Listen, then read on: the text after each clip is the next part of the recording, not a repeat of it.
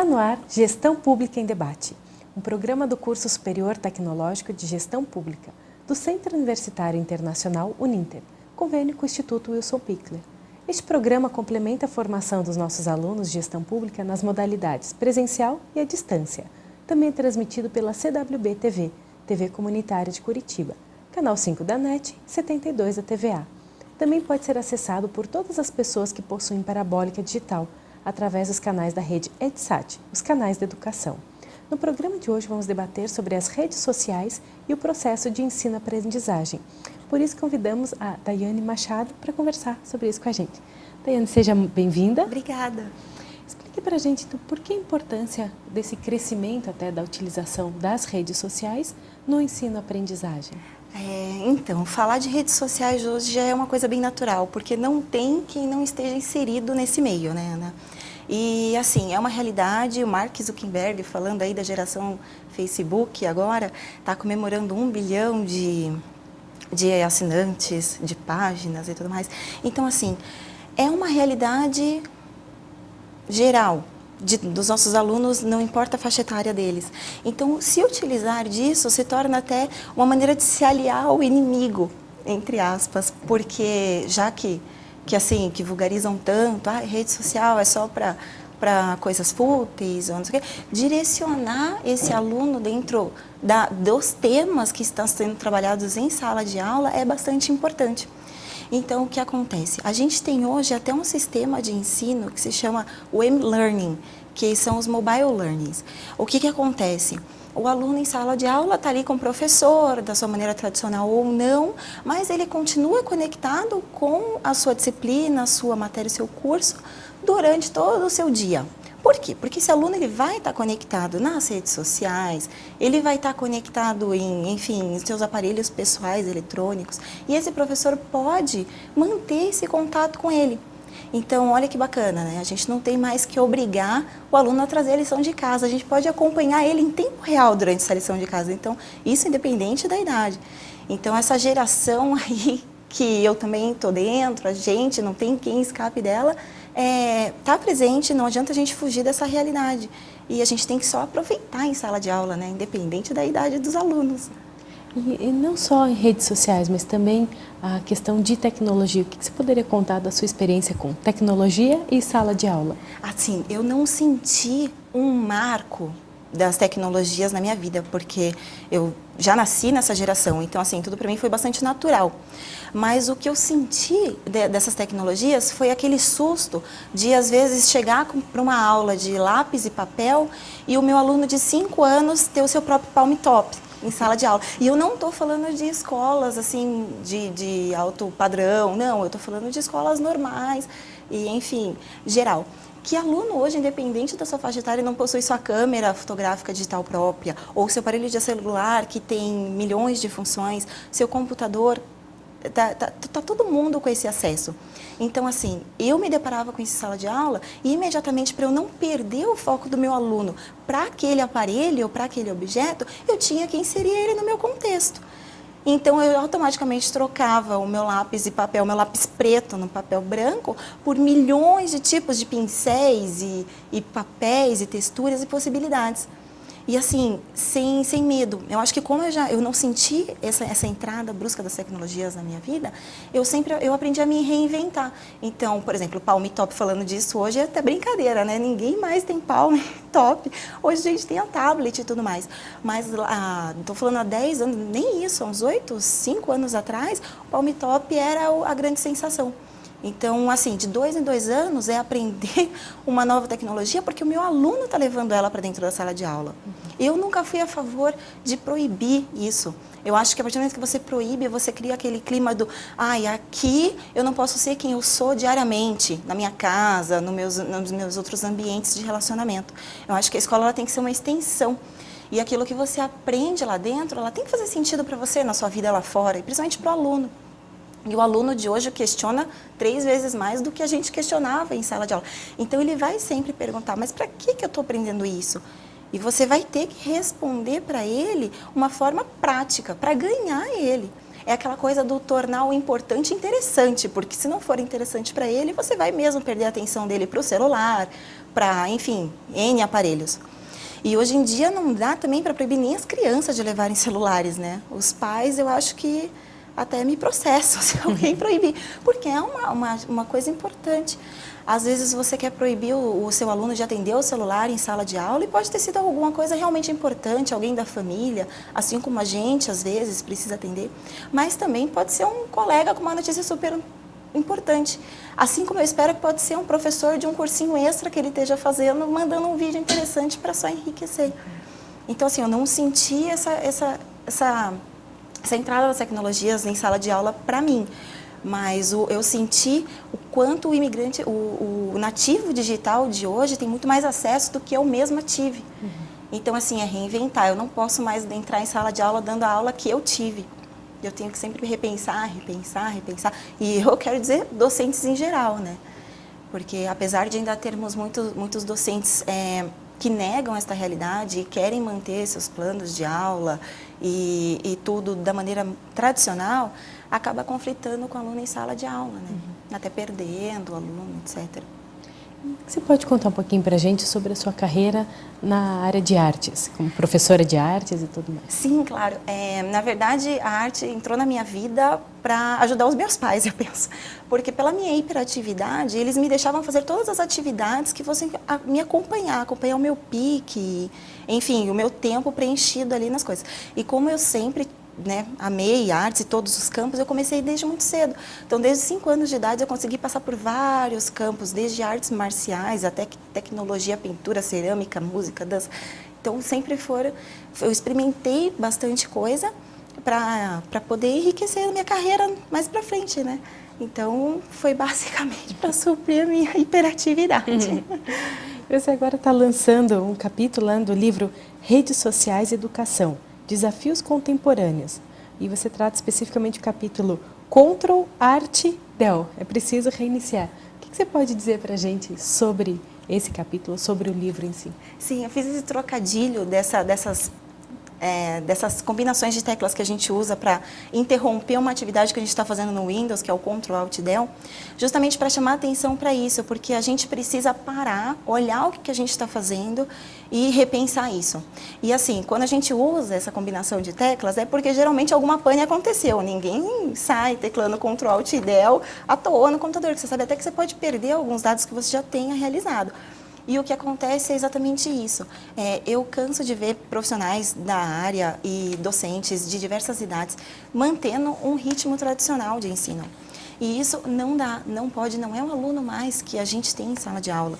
A gente não consegue acrescentar mais nada para eles dessa forma. Então, esse Ctrl Alt Del é justamente para trazer essa reflexão de como a gente tem que parar e começar de novo muito rápido, instantaneamente, sem arrependimentos e sem ter medo do que deixou para trás, nos reinventar o tempo inteiro. E eu fiz esse paralelo com as artes, porque como eu tenho essa ligação direta, eu vejo quanto as artes foram afetadas e foram muito mais inseridas no cotidiano através das tecnologias. Então, nesse capítulo eu faço um paralelo entre artes, tecnologias e esse novo mestre que a gente necessita nesse momento. E você pode dizer que a área de educação está um pouco mais atrasada que as outras áreas em relação à tecnologia? Com certeza. O engraçado é isso, né? O aluno possui as tecnologias e a educação não. É até engraçado pensar nisso, né? Se você for pegar, por exemplo, em outros países até, os campos de medicina e, enfim, vários outros, já se utilizam dos aparelhos, por exemplo, da plataforma do Kinect, que é uma plataforma feita para games, para entretenimento, mas que você pode simular cirurgias, enfim, todo tipo de atividade humana que você pode simular, até para músicos, orquestras, enfim. E já estão se utilizando da tecnologia até em medicina. Eu penso assim, é o limite do que eu posso pensar do que seria perigoso, entre aspas, se utilizar das tecnologias, e não. Já perceberam que ela é uma super aliada. Então, por que na escola, que às vezes ensina matemática, português, geografia, ainda a gente não usa isso? E quando eu quero dizer usar tecnologias, eu não quero dizer simplesmente colocar um quadro interativo, como às vezes muitas, enfim, escolas fazem, e continuam usando como se fosse um lápis normal. Eu estou falando de interatividade, eu estou falando de experimento, de proporcionar para o aluno em sala de aula uma experiência que ele talvez não pudesse ter, porque ele não tem condições de ir para a China ter aquela experiência, ou de estar num museu hoje, que está acontecendo uma coisa específica hoje, ou até nos meios de Second Lives da vida, em que você consegue interagir, fazer doutorados lá dentro, participando de palestras e tudo mais. Então, por que não, né, nos arriscar se nos outros campos já estão mais que adotados, né? Ou seja, a gente pode dizer que até mesmo o uso das redes sociais não deviam ser proibidas, nem no trabalho, nem na escola, nem em lugar nenhum? Na verdade, eu acredito que não. E as minhas últimas pesquisas apontaram que muitas empresas, até citando e grandes nomes escolares também, já adotaram isso. Por quê? Porque você tem um funcionário, às vezes, muitas vezes, 100% do tempo logado, sabendo das últimas notícias, até ajuda a equipe a se atualizar. A sua própria formação técnica melhora, você sabe qual é o impacto de uma marca ou de uma atitude de uma empresa perante o público, porque a resposta nas redes sociais é instantânea, ou a pessoa adorou, ou a pessoa odiou, e aquilo vai ficar claro para você em números e fatos. Então, assim, lógico, tudo tem que ser de uma forma moderada. O que as pesquisas mostram hoje é que o funcionário, ele consegue, assim como o aluno, ter essa múltipla atenção. Ele consegue muito bem estar ouvindo o que você está dizendo e teclando uma mensagem para alguém, ou curtindo, compartilhando alguma coisa, ou percebendo que acabou de acontecer um fato histórico e que você estava numa sala de aula que você não saberia se você não tivesse aquele aparelho. Então, só vem ajudar. Só que, claro, essas atenções múltiplas precisam ser observadas para ver se o rendimento daquela pessoa, tanto em sala de aula ou num ambiente institucional, não está sendo afetado também, né? Mas é para ajudar, tá aí para ajudar. E voltando fora do ambiente de trabalho, voltando para a escola, quando a gente fala de escola pública, isso se complica um pouquinho mais? De repente, a escola está mais defasada que o próprio aluno? Pois é. As escolas públicas hoje até enfrentam uma realidade um pouco diferente através do que eu tenho me atualizado pelas notícias. O que acontece? Antes todo mundo colocava só a culpa no governo, né? A gente não tem equipamento em sala de aula, a gente tem o imigrante digital, mas não tem como apoiá-lo. Enfim, o governo criou vários projetos, até um computador por aluno e tudo mais. Já está quase 100% implantado no Brasil, um computador por aluno. Mas o que acontece? A gente continua não tendo o profissional capacitado. Colocaram as máquinas dentro das escolas públicas e tudo mais, mas a gente não tem um profissional que consiga trabalhar com aquilo. A gente até tem pessoas que poderiam fazer aquilo, mas elas ainda não foram capacitadas. Quer dizer, pararam lá atrás, continua com a máquina e acha que não sabe às vezes mexer nela. E daí e vai virando uma bola de neve. Até a gente capacitar esses profissionais em sala de aula, inserir tudo isso, essas máquinas que já foram disponibilizadas já estão desfasadas. Por exemplo, um computador por aluno já não é um tablet por aluno. E a gente está falando de um projeto recente. Até no estado do Paraná existe até um outro projeto super bacana, que é o UCA, que é um notebook pessoal para cada aluno da rede pública. Então, olha que bacana, o aluno pode até levar para casa. E houve uma capacitação, há uma obrigação do professor de inserir no plano de aula a utilização daquele aparelho de uma forma benéfica, enfim. Então, é assim, eu estimulo a capacitação e o aparelho. Faltam pouco para a gente alcançar a rede particular, mas vale a gente se atentar, a gente perceber que está para trás e correr em direção ao crescimento dentro de sala de aula, né? E você acha que esse estímulo a que o aluno navegue mais, participe de redes e tal, ao mesmo tempo não pode criar um déficit de aprendizagem ou distrações para ele aprender realmente o conteúdo da disciplina?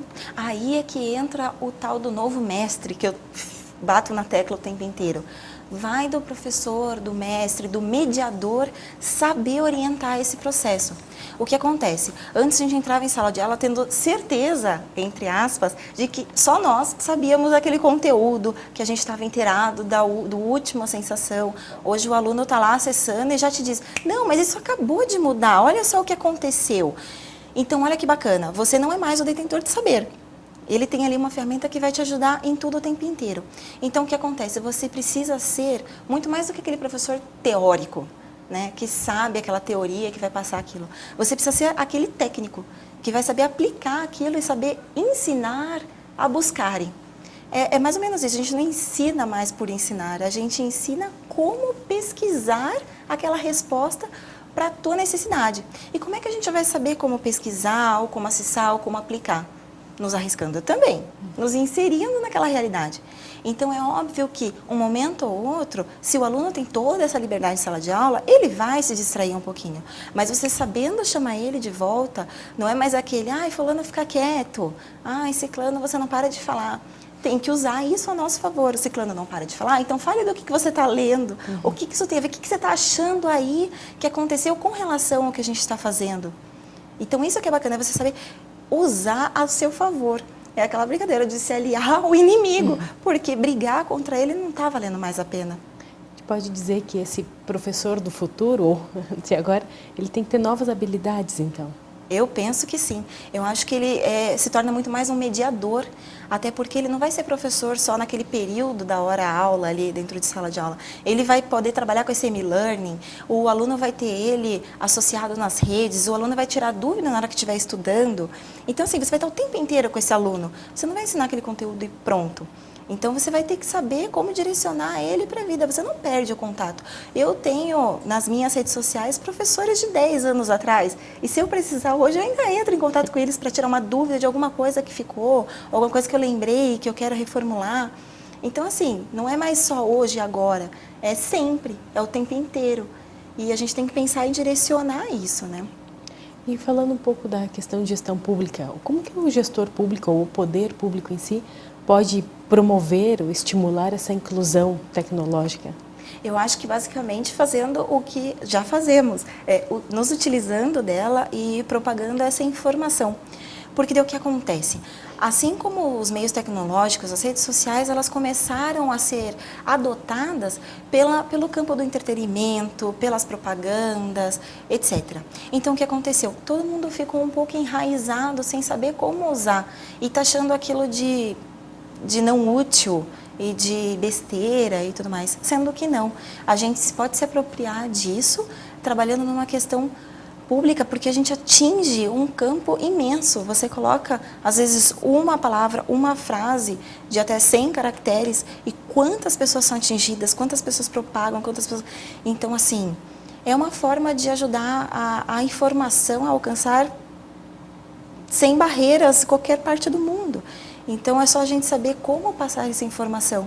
Eu sempre penso naquela frase que eu já disse, é transformar o importante em interessante, porque daí você traz a atenção das pessoas, da sociedade, dos pais, dos alunos que vão estar lá acessando também para ver o que ele está fazendo. Então, assim, é tudo uma rede gigantesca hoje em dia, né? É só estar inserida. E agora falando um pouco como professora de artes, né? Como você vê o meio artístico envolvido nesse mundo tecnológico? O meio artístico ficou bastante bacana para poder alcançar coisas inalcançáveis. Por exemplo, sala de aula para você falar de uma obra. É bem complicado você, às vezes, levar uma impressão pequena, etc. Hoje você acessa os museus em tempo real, assim, então você tem um alcance muito maior.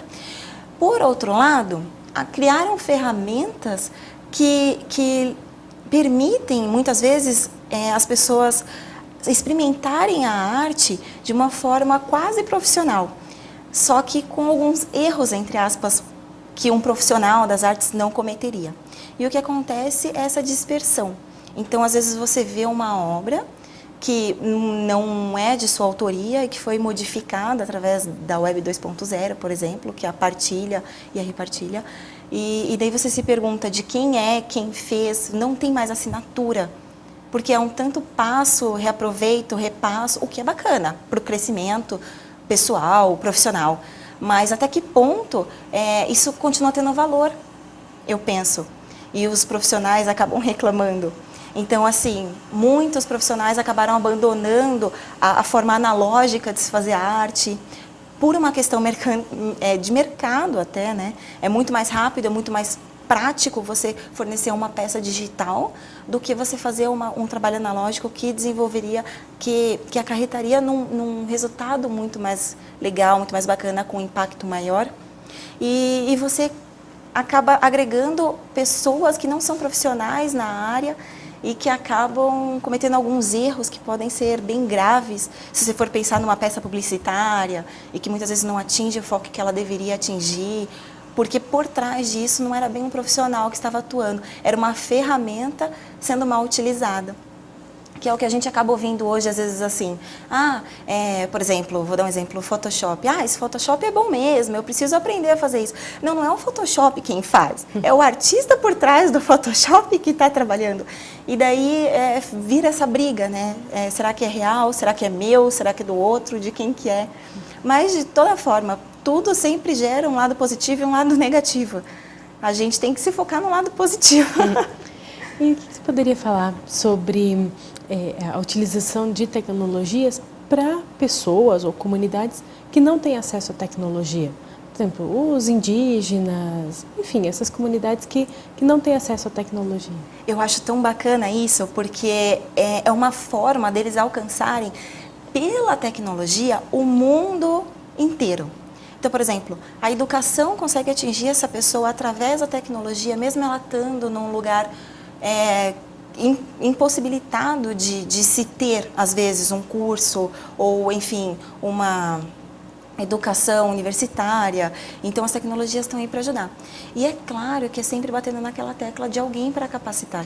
Mas a gente não precisa de muito para isso. As pessoas, elas têm coragem, sim, de colocar a cara a tapa e se jogar nas tecnologias em prol de um objetivo maior. Por exemplo, educação rural. Antes as pessoas tinham que simplesmente desistiam, mudar de cidade para estudar, abandonar a fazenda, quer dizer, o ganha-pão da família para buscar uma educação e tudo mais. E o que a tecnologia faz? Ela leva direto para essa pessoa. Então, às vezes, disponibilizando algum equipamento e, enfim, uma rede que receba aquele material, enfim, aquela educação, a pessoa já não precisa mais estar naquele local físico. Então, é assim, encantador saber o quão bacana é isso para a evolução da sociedade num todo. Né? Você não precisa mais mudar as pessoas, alterar ali o seu ambiente natural. Você pode só apresentar e ir até ela. Isso é tão bacana, né? Com certeza. E o que você poderia dar, então, como uma até última recomendação, vamos dizer assim, para um gestor público ou até mesmo um gestor privado, um empresário, né? Como utilizar bem essas redes sociais, não como inimigo, como você falou, mas como tornar um aliado? Que sugestão você daria para esse gestor? Primeiro é se aliar a ela da forma de vivenciá-la. É sentir o que é, mesmo que não goste, sinta o que é para você saber o que você vai pedir para o seu companheiro, assim, para a pessoa que te auxilia ou para o seu aluno. Você tem que saber do que você está falando para você poder dizer se é bom ou se é ruim, se te ajuda ou se te atrapalha. Mas eu acho que ter esse primeiro passo assim, de tentar, de usar ou de tentar buscar um meio de ser ajudado através dela é primordial. E abrir a cabeça. Tudo vai mudar o tempo inteiro. Hoje a gente tem o Facebook, amanhã a gente não sabe. Hoje a gente tem o tablet, amanhã a gente não sabe. Então, assim, estar com essa cabeça aberta eu posso ter feito demorado um ano para aprender a usar esse software, essa máquina, esse aparelho na minha sociedade, empresa, escola. E amanhã eu posso ter que aprender tudo de novo. Então, assim, é ter essa coragem de se reinventar e nem ficar triste com isso, porque é bacana essa evolução diária da tecnologia. A gente está aí para isso e os nossos alunos aí, a geração Facebook, promete, né? Não dá para ter medo.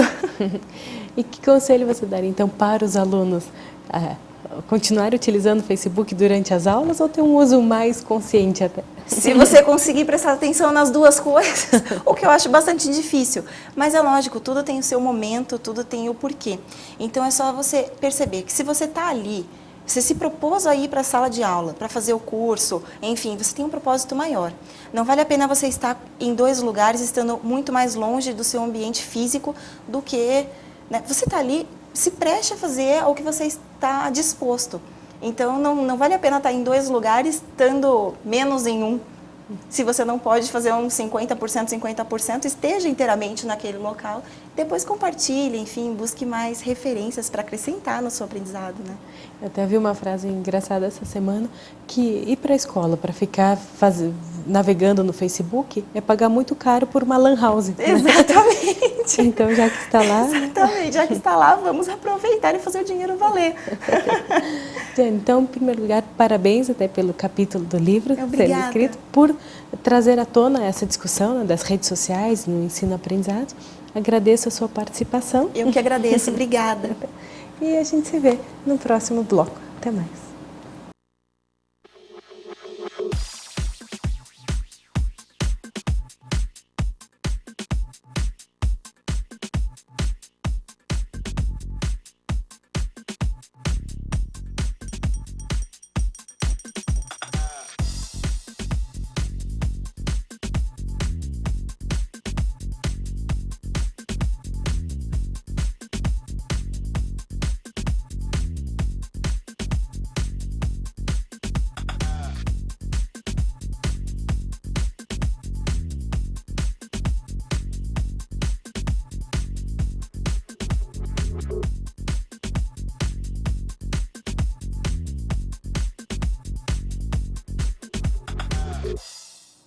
Estamos aqui com o professor Isaías do Carmo Filho para o segundo bloco do programa Gestão Pública em Debate, um programa do Curso Superior Tecnológico de Gestão Pública do Centro Universitário Internacional Uninter, em convênio com o Instituto Wilson Pickler.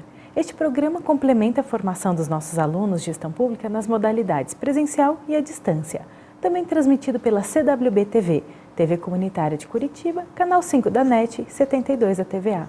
Também pode ser acessado por todas as pessoas que possuem parabólica digital, através dos canais da rede EdSat, os canais de educação. No programa de hoje vamos debater sobre a preparação para um concurso público. Para isso estamos aqui com o professor Isaías.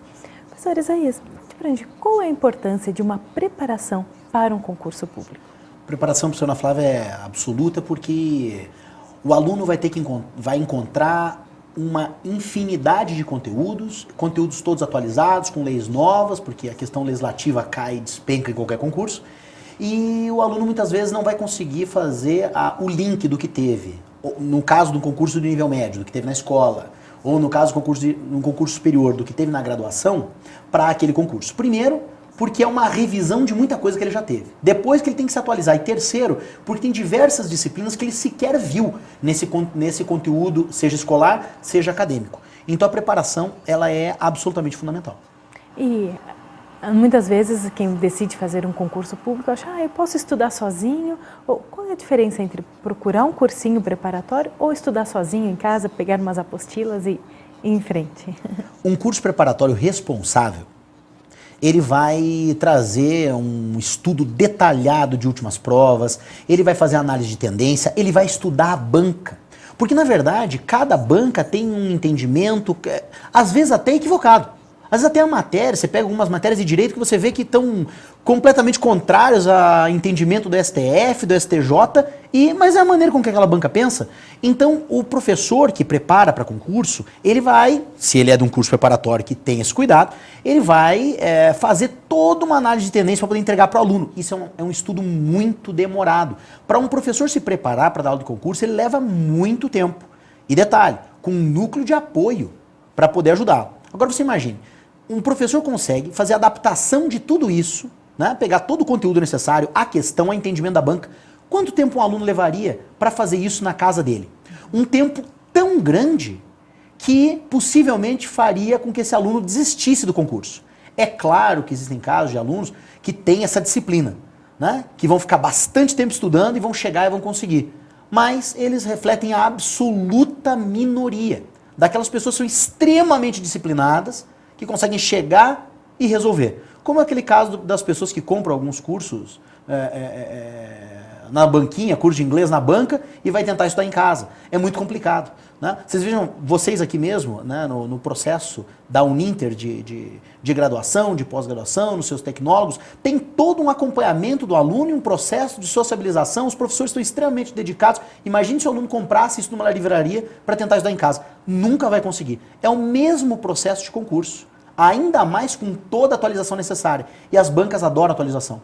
Uma pessoa que se prepara para um concurso de banca FCC, da Fundação Carlos Chagas, né, não está habituada a fazer um concurso FGV, a um concurso ESAF, um concurso CESP, Sesgan Rio, não está. A preparação é banca a banca. Então, para um aluno conseguir fazer isso em casa é muito difícil. Agora, atenção, não basta a preparação num curso preparatório. Né? A preparação ela tem que vir com o curso preparatório e o aluno tem que fazer o curso preparatório e lhe manda em casa. Resolver questão, professora, é fundamental. O aluno que só tem a teoria e não estuda as questões não entende como a banca pergunta. E quando chegar na prova vai tomar um susto. Então ele tem que se adaptar a esse modelo. Qual é a tacada então? Ele tem que assistir às aulas de um bom curso preparatório. Depois disso, ele tem que chegar em casa, rever as matérias e, por fim, ele precisa resolver diversas questões. E ter um estudo focado. Porque estudo focado também faz toda a diferença. Então, por exemplo, eu decido que eu vou estudar para concursos FCC. Ótimo. Então estude para concurso FCC. Ah não, eu vou estudar para concurso CESP. Ótimo. Essas são as duas principais bancas, diga-se de passagem. Né? O aluno esperto, ele foca em algumas poucas bancas e vai atrás de concursos daquelas bancas. Não que ele fique impedido de fazer concurso de outras bancas, mas ele foca o estudo naquelas bancas. Ele monta um edital com aqueles concursos e foca naquelas questões. Essa é a melhor forma de se preparar. Porque, em geral, os editais de algumas linhas, você pode aproveitar o estudo de um concurso para outro. A ideia é essa? Pode.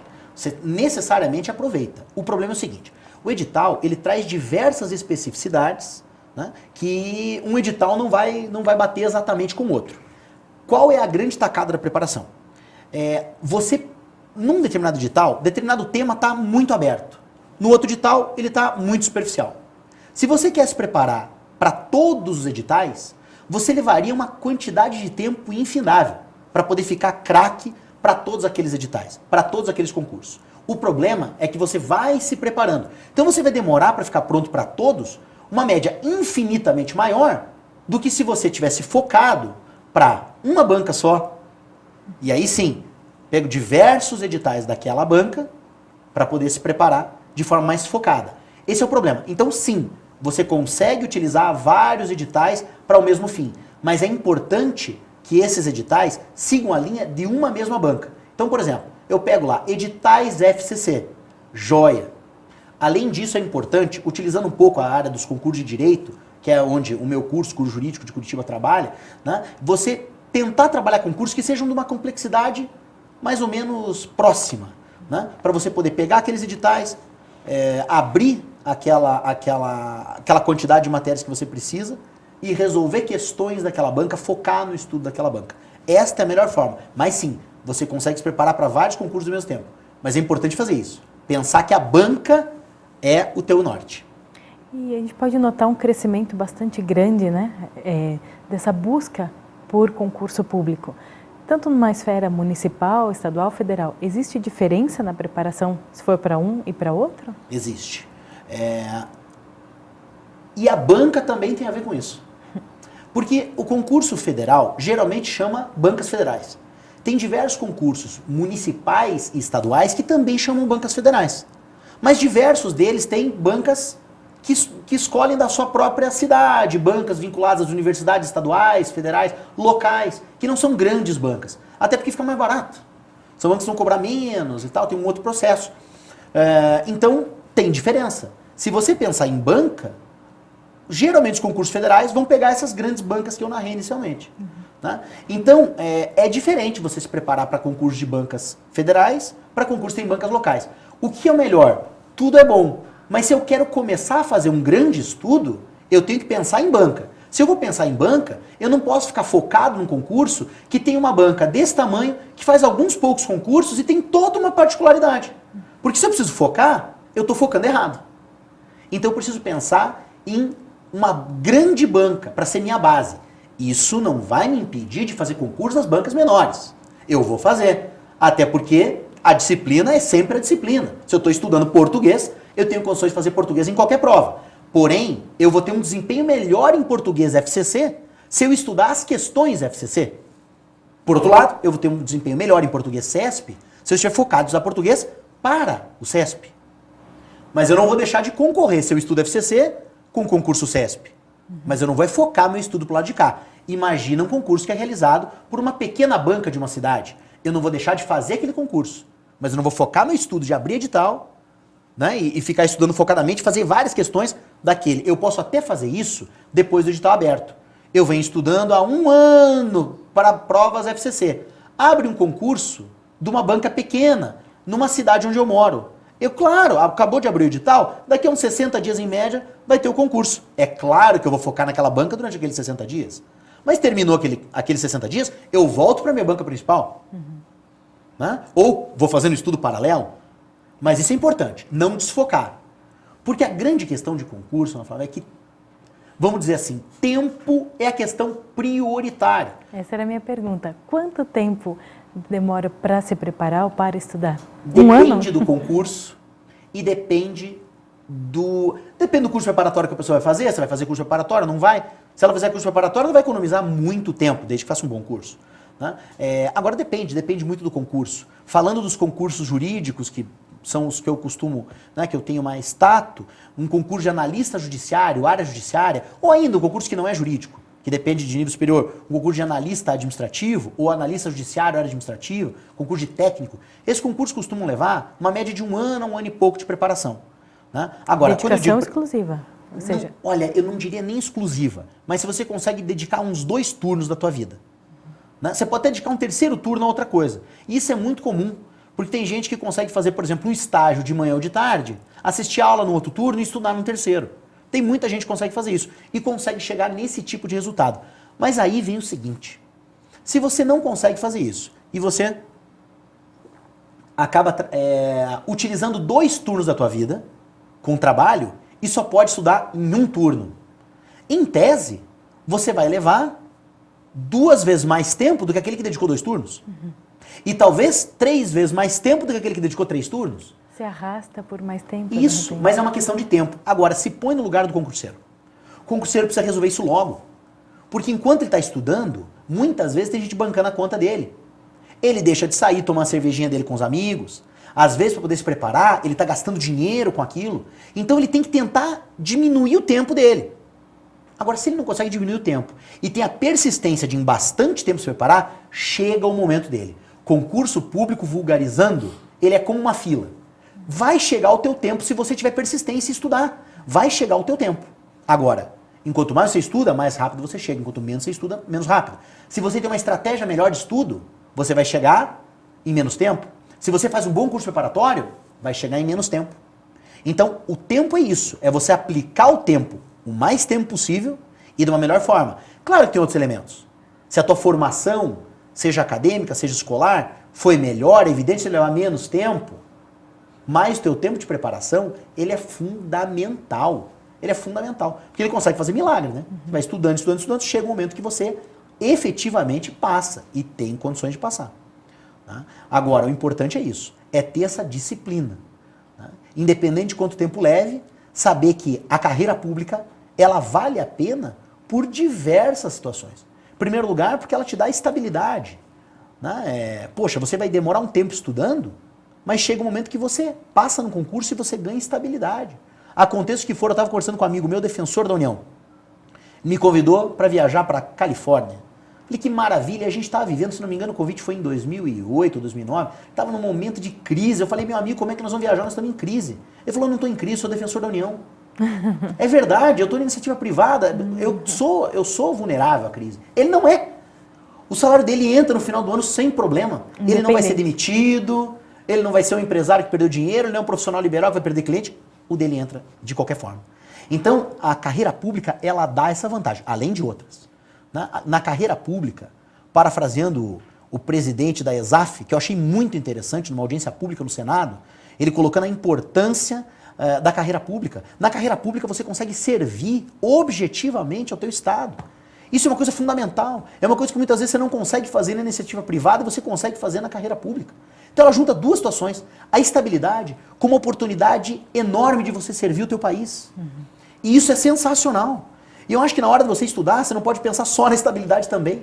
Pensa no cargo também que você vai ser aprovado e vai conseguir servir. E eu acho isso sensacional. As carreiras públicas te trazem coisas maravilhosas. Seja na esfera que você quiser, municipal, estadual, federal. Ah, mas a gente tem visto muita gente como uma carreira pública que acaba não fazendo nada. E muitas vezes as pessoas são estimuladas a ir para um cargo público porque lá você vai trabalhar menos. Mas cá para nós, trabalha menos quem quer. Tem servidores públicos sensacionais que realmente têm no coração o interesse de servir. E isso é fundamental. Você entrar numa carreira pública querendo servir ao teu país. Né? Então, eu acho que o cargo público ele é lindo em todos os gêneros. Né? Desde o teu bolso, até a tua estabilidade, até as possibilidades que ela te traz. E o que a gente poderia dizer para uma pessoa que, de repente, já está trabalhando no serviço público, ela, às vezes, entrou num primeiro concurso, né, que era mais fácil o acesso e tal, de repente... Dá para ela conciliar ou ela, de repente, deveria pedir uma exoneração, não tanto, né? Ou uma licença? Como ela poderia conciliar quem já está no serviço público e quer estudar para algum outro tipo de concurso? A pergunta é extraordinária porque as pessoas sempre têm esse tipo de dúvida. O que acontece? Acabam mirando muito alto. Ah, eu vou fazer o concurso, usando de novo o direito, pronto. Para magistratura federal, para procurador da República. São cargos violentíssimos. Você vai demorar uma média de 3 a 4 anos para ser aprovado. Pode? Claro que pode. É direito de cada um ter o sonho que quiser. E se tiver esse sonho e perseguir, vai passar. Mas cá para nós, eu tenho visto, a exemplo do que você disse, concurseiros, me permita usar esse termo, mas concurseiros que passam num concurso de analista, passam num concurso difícil também, mas da advocacia pública, por exemplo, e que depois, já aprovados, dentro do órgão, utilizam o tempo que têm para estudar. Eu tenho inclusive um querido amigo que acabou de passar no concurso de procurador da República. Ele é advogado da União, passou agora no concurso de procurador da República. Né? Como tem uma outra amiga que passou para analista judiciário, área judiciária do TRT e está estudando para a magistratura do trabalho. E vão passar. Como tem outros concursos que você vai vendo as pessoas fazendo um concurso, depois fazendo outro, como é o caso do pessoal que faz um concurso para técnico e depois vai fazer um cargo para analista administrativo. Né? Isso é muito comum. As pessoas fazem, têm condições de passar. E isso é excelente. Porque eu creio que o tempo, como eu já disse, acaba desestimulando as pessoas. E não passa, e faz concurso, e não passa, e estuda, e não vai. Mas é da vida, é assim mesmo que funciona o concurso. Você vai... Chega um momento que você vai passar. Se você vai num concurso, vamos dizer assim, menos difícil. Que todo concurso é difícil. Mas no menos difícil você passou. Opa, esse troço é pra mim. Eu consigo passar. Você continua, você vai acelerando, você continua estudando até o momento que você vai para um cargo mais pesado. E às vezes você nem quer ir. Né? Às vezes você simplesmente chega e fala, não, eu tô aqui mesmo, tá ótimo, é por aqui que eu quero ficar, joia. Né? E não só isso, tem outra situação. Às vezes a pessoa pensa, eu só vou fazer concurso na minha cidade, ou no meu estado. Tá errado. Tem que fazer concurso aonde você pode fazer. Né? Então você tem que pensar uma macro-região. Vou usar, por exemplo, a cidade de Curitiba. Se você está na cidade de Curitiba, poxa, por que não fazer concurso em todo o estado do Paraná, na região sul toda, na região centro-oeste, na região sudeste? Por que não? Se você está no norte, por que não fazer norte, nordeste, centro-oeste? Né? Dá para você caminhar. Às vezes caminhar demais. O pessoal mora em Salvador, vem fazer concurso em Curitiba, tem muita gente fazendo. Mas vem fazer concurso em Curitiba, às vezes fica muito caro. Às vezes não dá para o bolso. Você ficar o tempo todo fazendo concurso, você desanima mais rápido. Calma. Pensa na tua região. Começa a viajar depois de já ter pego uma maturidade em concurso. Começa a viajar. Mas é importante fazer fora, até porque existe remoção. Você consegue... Ah, mas eu fiz um concurso para técnico do TJ Paraná. Eu consigo ir para o TJ Rio Grande do Sul? São dois órgãos completamente diferentes. Pois bem, mas talvez tenha um técnico lá no Rio Grande do Sul que quer vir para o Paraná. E você consegue, no modalidade de convênio, sair de um estado e ir para o outro e ele vir para cá. Isso é possível. Né? Então, existem diversas possibilidades. E isso vale muito a pena. É importante você tentar tudo que pode, até passar. E mudando um pouquinho de assunto, mas falando mais ou menos da mesma coisa, a questão do exame da ordem para os advogados, né? Não é exatamente um concurso público, mas quase que se tornou, né? Cada vez com mais concorrência. O que você poderia me falar sobre isso? Verdade, cada vez mais gente fazendo. Esse último agora mesmo, se não me engano, foram 114 mil pessoas fazendo. Né? Agora com 54 mil pessoas na segunda fase. É bastante gente. E realmente, né, não é um concurso público, não há uma disputa entre um aluno e outro. Mas É um exame bastante complicado. Nós tivemos o exame passado teve uma média de 17% de aprovação, 17,7% de aprovação. Isso né? no Paraná? Isso no Brasil. Do Brasil. Isso em todo o Brasil. Né? 17,7%. O exame ele é unificado, né? Ele está unificado pelo Conselho Federal da OAB, numa modalidade de convênio entre todos os estados.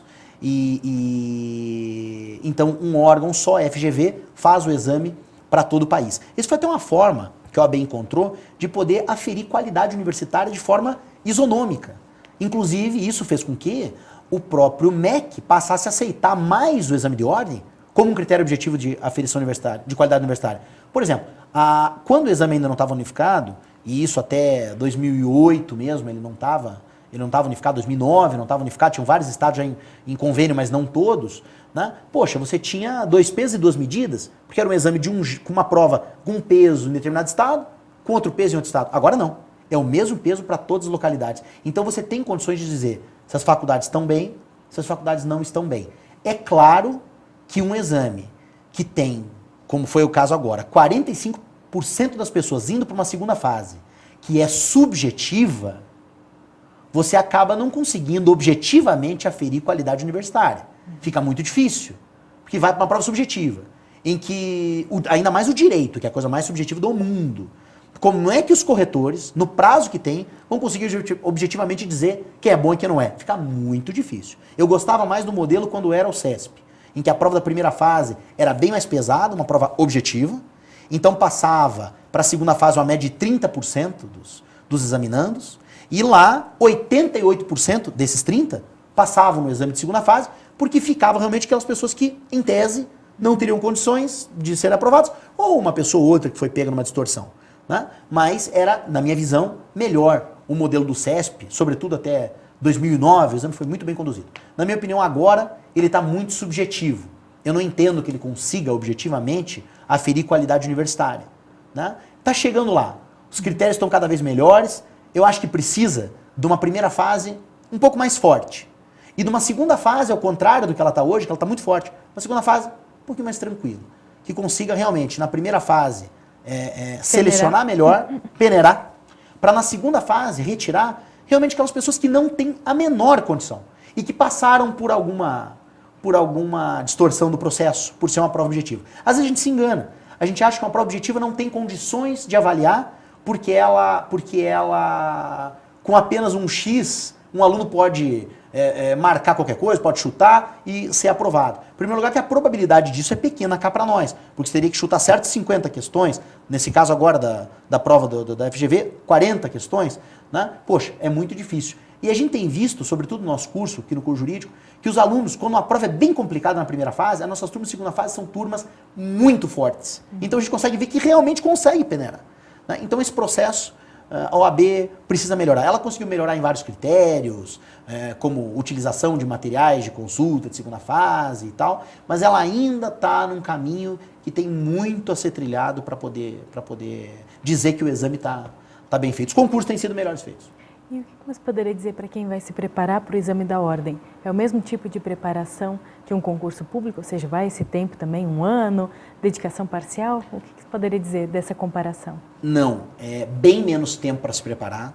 Você consegue fazer uma preparação boa para uma primeira fase em 3 meses, até menos. Uma preparação para a segunda fase boa em 1 mês. Mas tem que cuidar com o curso a se escolher, é a primeira coisa. Muito difícil se preparar sem curso preparatório. Né?